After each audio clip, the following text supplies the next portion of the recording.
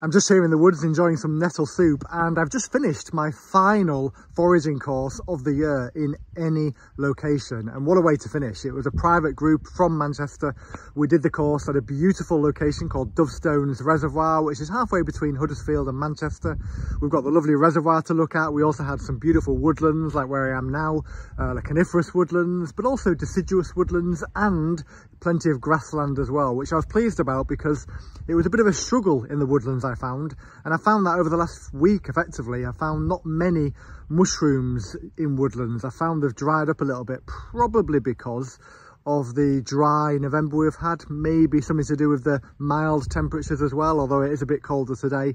But regardless of the reason, the fact is mushrooms have started to disappear a bit now, but we did still manage to find enough, including one very special batch of mushrooms which I was not expecting to find in November. This is the basket from the final foraging course of the year then. So we found loads of wax caps in the grassy fields, most of them too rare or too small to pick.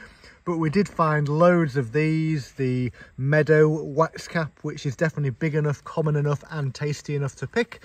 We also found the snowy wax cap as well, which is also the only other wax cap that I do recommend picking for its taste and how common it is, and the fact that it is just about big enough to pick, even though it is still quite a small mushroom.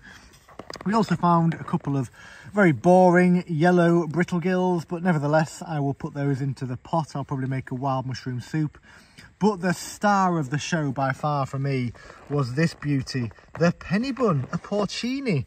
And the reason it was the star of the show is not only is it one of the nicest tasting mushrooms in the world anyway, it's the star of the show because of the fact that I've never found one in mid-November. In fact, I've never found one this good. This is dirty, but otherwise it's in fantastic condition. I've never found one this good in mid-November. The only other time I found porcini mushrooms in November at all, they were all past their best. So this is quite a special moment for me, really. And we actually found a few, and some of the group took some home with them. I think it made their day as well. We found them with pine trees, so what a find that is.